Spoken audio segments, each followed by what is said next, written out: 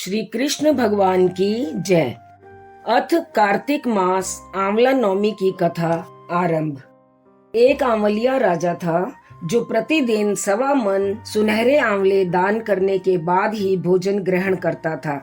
एक दिन उसके बेटे बहू ने सोचा कि अगर इतना आंवला रोज दान देंगे तो सारा धन शीघ्र ही समाप्त हो जाएगा। उसने अपने पिता से कहा, अब आप ऐसा नहीं करेंगे, इस तरह से आप सारा धन ही लुटवा देंगे।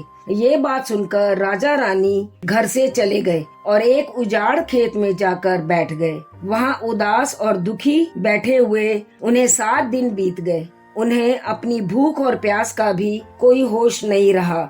इतने दिनों से वह राजा आंवला दान नहीं कर सका था और वह आंवला दान करने के बाद ही भोजन ग्रहण करता था। भगवान ने उनकी यह दशा देखी और उनका आंवला दान करने के पश्चात ही भोजन ग्रहण करने का दृढ़ संकल्प देखा तो भगवान ने सोचा कि उनके सत का मान रखना चाहिए, नहीं तो समाज से सत्व गुण या सत मिट जाएगा और अनर्थ हो जाएगा। भगवान ने राजा से सपने में कहा कि तू उठ और देख, तेरा राज्य सब पहले जैसा ही हो गया है। तेरे राज्य में आंवले के पेड़ लहलहा रहे हैं। उठो और उठकर आंवला दान करो और भोजन ग्रहण करो। राजा रानी ने उठकर देखा तो सब पहले जैसा ही हो गया था। वही राजपाट और चारों ओर सुनहरे आंवले के पेड़ लहलहा रहे हैं। वे फिर से 1.25 मन आंवला रोजाना दान करने लगे।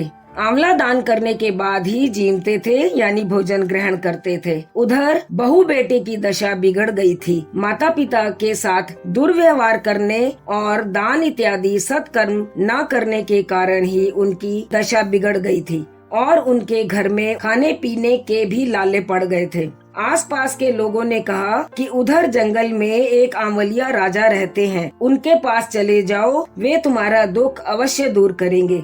वे लोग वहां पहुँचे तो रानी ने ऊपर से ही उन्हें देख लिया।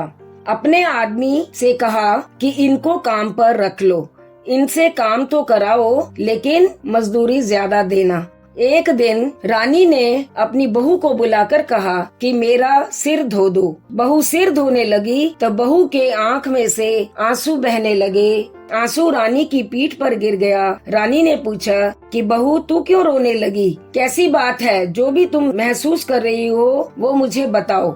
बहू बोली कि मेरी सास की पीठ पर भी ऐसा ही एक मस्सा था। वह भी 1.25 मन आंवला रोजाना दान करती थी। हमने उन्हें आंवला दान करने नहीं दिया और घर से निकाल दिया। जब सास बोली कि हम ही तुम्हारे सास ससुर हैं, तुमने तो हमें निकाल दिया, लेकिन भगवान ने हमारा सत रखा। हे भगवान, जैसे राजा रानी का सत रखा वैसे ही सबका रखना। कहते सुनते हुंकारा भरते सबके परिवार का सत रखना। अथ आंवला नवमी की कथा संपूर्ण। बोल श्री कृष्ण भगवान की जय।